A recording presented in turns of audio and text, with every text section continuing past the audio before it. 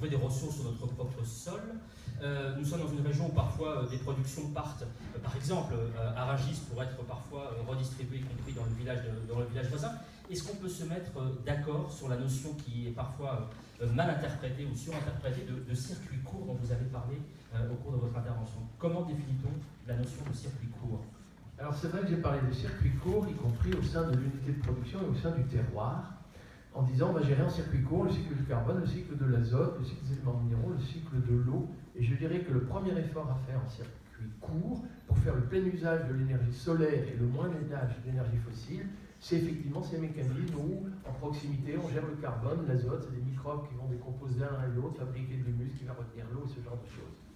Et effectivement, après, on peut s'interroger sur cette agriculture qui va réassocier agriculture et élevage, qui va valoriser les potentialités productives des terroirs, effectivement devient aussi une agriculture plutôt de terroir.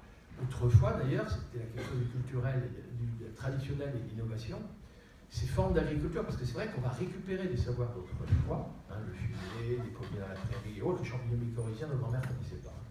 Mais n'empêche qu'il y avait une idée qu'en diversifiant les rotations, ça a été dit aussi chez les exposants antérieurs, en diversifiant, on met en valeur un certain nombre de terroirs et pour des goûts culturels qui sont ceux aussi des terroirs. Dans le strict immédiat, puisqu'on fait tout l'inverse, l'agriculture industrielle, les produits vont dans tous les sens, sont transportés dans tous les sens, là y compris on va cesser d'importer du gaz naturel russe, on va cesser d'importer du soja pour nourrir nos cochons, on a encore du temps pour le faire, mais il y a urgence de commencer. Mais c'est vrai qu'on va considérablement diminuer les coûts de transport, mais je dirais que pour avancer dans cette agriculture de terroir, de proximité et bio, pour parler très clairement, en tout cas intensément écologique, si on pouvait s'appuyer sur la restauration collective dans les écoles et faire en sorte qu'il y ait une demande de produits croissants à proximité, c'est-à-dire que les collèges, les lycées, les écoles diraient que pour nos gamins, plus de perturbateurs endocriniens, tout bio, on utiliserait les subventions de la politique agricole commune, c'est-à-dire qu'il ne serait pas imputable aux parents d'élèves. Et si ces restaurations collectives, j'imagine qu'il y a des élus dans la salle, c'est-à-dire les élus municipaux, départementaux et régionaux disaient, écoutez, on vous garantit agriculteurs du voisinage, de proximité, on vous garantit un achat de volume croissant de produits certifiés bio, à un prix rémunérateur bio, là je pense qu'en plus, on inventerait des circuits courts de taille critique. Parce que si le circuit court, c'est dire 20 bourgeois bohèmes prennent leur voiture pour aller chercher 500 grammes de fraises, c'est pas génial. Donc il y a l'idée de circuit court en termes de nombre d'intermédiaires, de proximité géographique et d'identification à un terroir, mais aussi d'un volume critique. Biolay, ça y est, il est passé, mais j'entendais parler Biolay tout à l'heure, au tout début, quand ils étaient obligés d'aller chercher le lait, parce que les agriculteurs bio, les éleveurs bio étaient trop dispersés, à l'est, au nord, à l'ouest et au sud du département, c'était comme coûteux en termes de collecte. Donc si on parvient à faire des plateformes logistiques qui permettent, notamment pour la restauration collective, de collecter des produits de terroir bio et de proximité avec une taille critique, alors je peux vous assurer que les Biocoop, les Naturalia, les Viclair, etc., ici trouveront leur compte. Oui, on peut même diminuer le prix du bio en diminuant son coût de collecte. Circuit court. Merci beaucoup pour ces précisions. On y reviendra bien évidemment le temps. Effectivement, il y a des choses soulevées dans cette démonstration.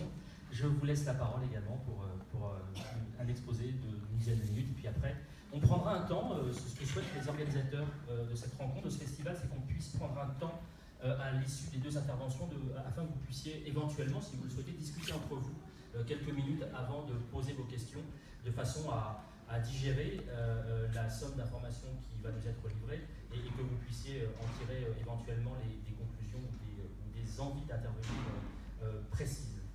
Je vous en prie. Merci. Bonjour. Alors, certains d'entre vous étaient là hier, mais pour les autres, Jacques Capla, je suis fils de paysan, agronome.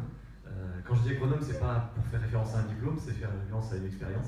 C'est que j'ai été conseiller de terrain auprès d'agriculteurs, en conventionnel d'abord dans une chambre d'agriculture, personne n'est parfait, et ensuite en agriculture bio dans un groupement bio. Et puis ensuite j'ai travaillé pendant 8 ans à la Fédération nationale d'agriculture bio, où je pilotais un certain nombre de politiques de l'agriculture bio en France et de négociations nationales et européennes, et notamment le dossier des semences. Je vais parler un petit peu des semences tout à l'heure d'ailleurs.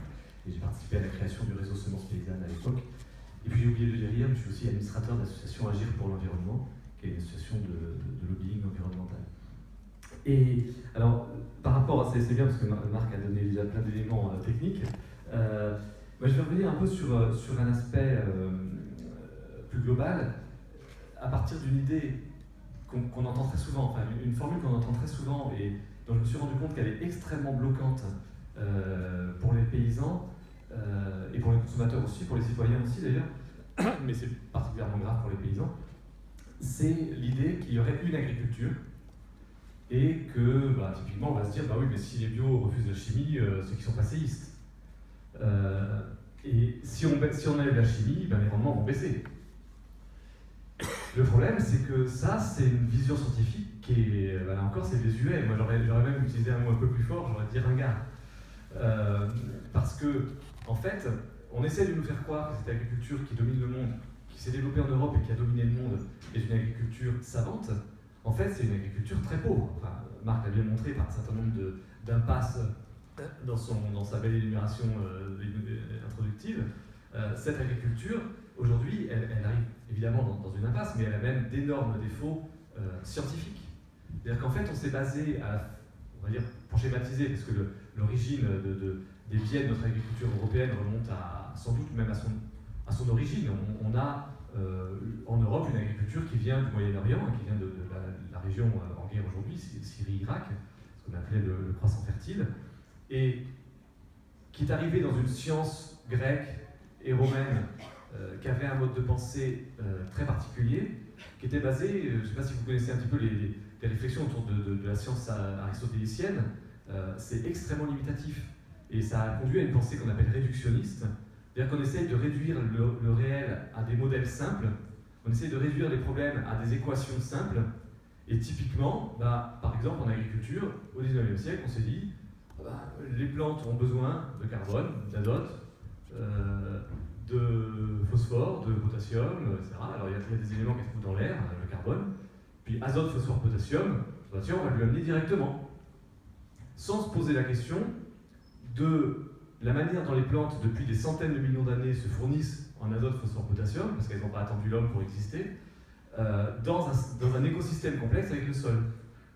Et en fait, tous les éléments de l'impasse qu'a évoqué Marc viennent en fait d'une vision du monde où on a pensé que nous, les humains, nous étions capables de modéliser de façon simple un monde extrêmement complexe.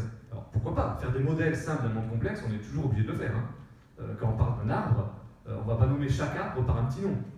Heureusement qu'on a un terme générique pour dire les arbres. Donc là, on fait une réduction. Il faut le faire. Simplement, il faut le faire avec intelligence et sans confondre le modèle et la réalité.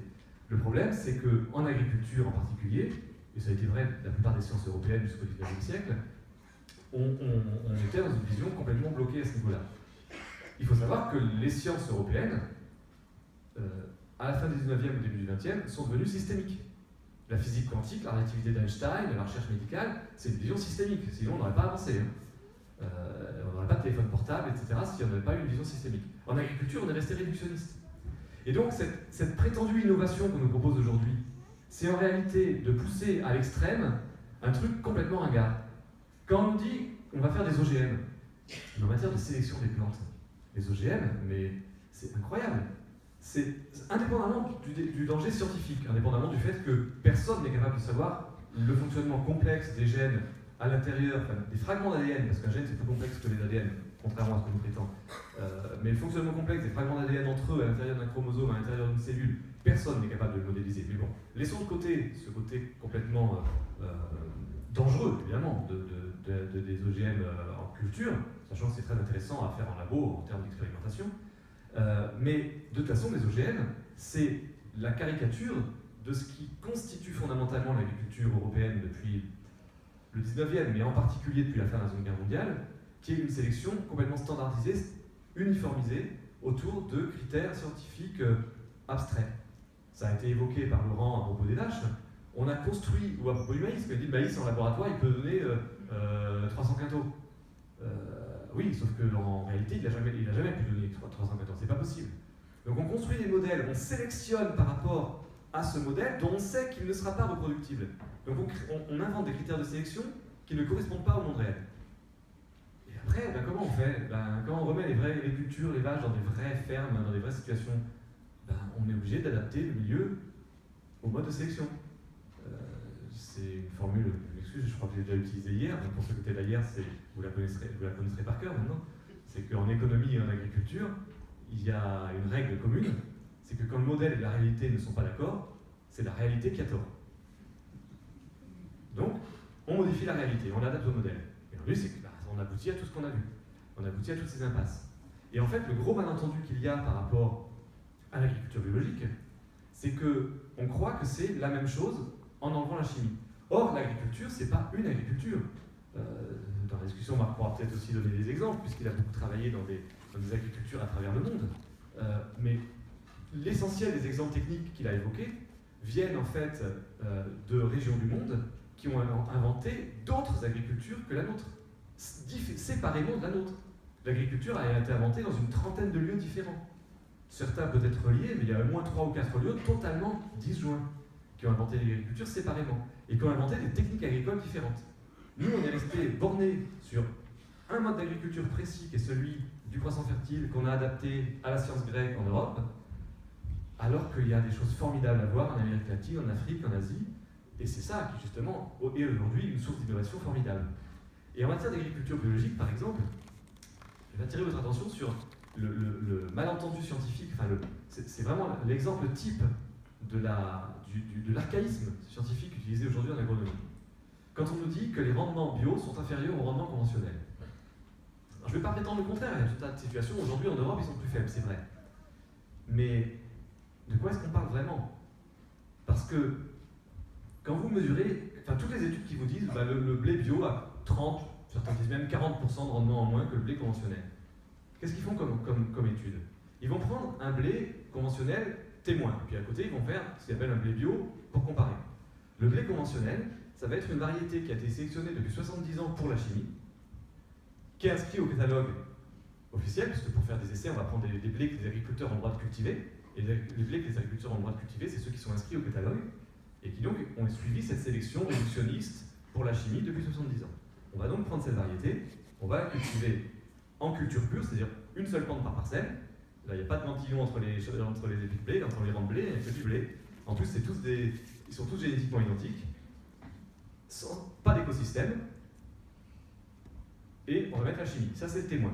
Et à côté, on va faire une parcelle avec évidemment la même variété de blé, puisqu'il faut pouvoir comparer dans la science actuelle, dans l'agronomie actuelle. Donc, on va prendre la même variété de blé qui a été sélectionnée depuis 70 ans pour la chimie, qu'on va cultiver en culture pure, sans écosystème, mais sans chimie. Ah ouais. Et vous trouvez que c'est un travail scientifique, ça? En fait, on compare du conventionnel avec chimie et du conventionnel sans chimie. Et on constate qu'un système qui est fait pour la chimie perd des rendements si on enlève la chimie.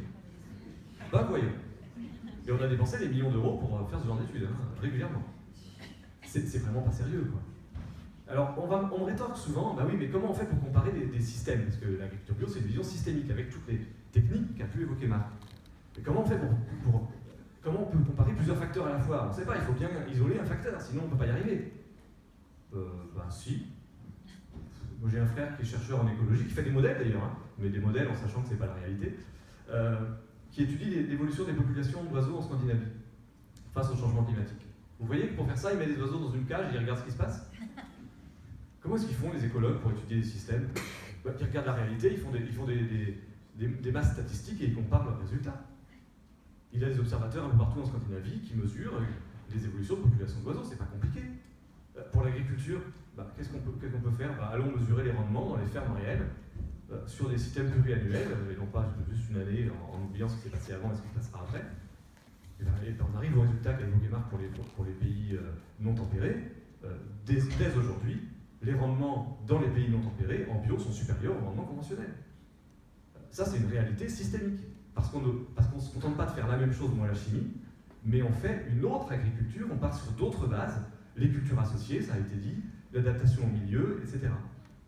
Et avec cet ensemble de techniques qui est la véritable définition d'agriculture bio, parce que c'est comme ça que ces fondateurs l'ont inventé, l'ont défini, à un moment donné, on peut inventer toutes les définitions qu'on veut de la bio, s'il y a quelqu'un qui est légitime pour donner pour être la référence de définition, c'est bien le premier à avoir écrit un livre définissant la bio. Le premier à avoir écrit un livre définissant la bio, c'est Ehrenfried Pfeiffer, en 1938, qui a publié un livre qui s'appelle Fécondité de la Terre. Il y a eu juste après Sir Albert Howard, qui a écrit Testament agricole en 1940, qui est un peu le complément. Howard, qui entre parenthèses, est l'inventeur du compost.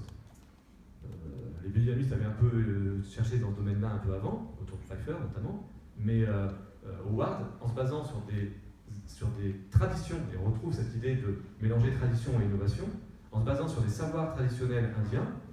C'est pas parce que c'est traditionnel que c'est pas des savoirs. En tant qu'anthropologue, oui, je n'ai pas précisé que je suis anthropologue, mais enfin, je ne travaille plus dans la FNAP et tout ça. Et je parle encore d'agriculture parce que j'ai fait des bouquins, je fais des conférences et tout, mais je fais aujourd'hui de l'anthropologie. Et en tant qu'anthropologue, je travaille justement sur la question sur les savoirs et les transmissions de traditions. Des savoirs élaborés collectivement sans écriture sont des savoirs, hein. C'est pas juste, c'est pas forcément empirique, c'est pas forcément des savoir-faire. Et il y avait des savoirs indiens. Howard les a confrontés à son savoir de scientifique occidental. Il a modélisé les meilleures conditions pour faire évoluer la matière organique de façon aérobie, pour qu'il y ait une fermentation aérobie avec un certain taux de carbone, d'azote, d'hygrométrie, etc. Et ça a donné ce qu'on sait faire aujourd'hui sous le nom de compost. Or, Howard, justement, est un des inventeurs de l'agriculture bio également, le fondateur du mouvement bio anglais.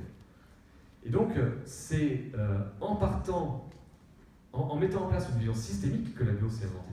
L'objectif de la bio, au départ, ce que Pfeiffer définit, c'est créer un organisme agricole qui remette en relation écosystème, agrosystème et humain, qui crée un ensemble systémique de l'agriculture. Et on rejoint exactement ce que nous a présenté Marc comme étant évidemment les solutions d'avenir.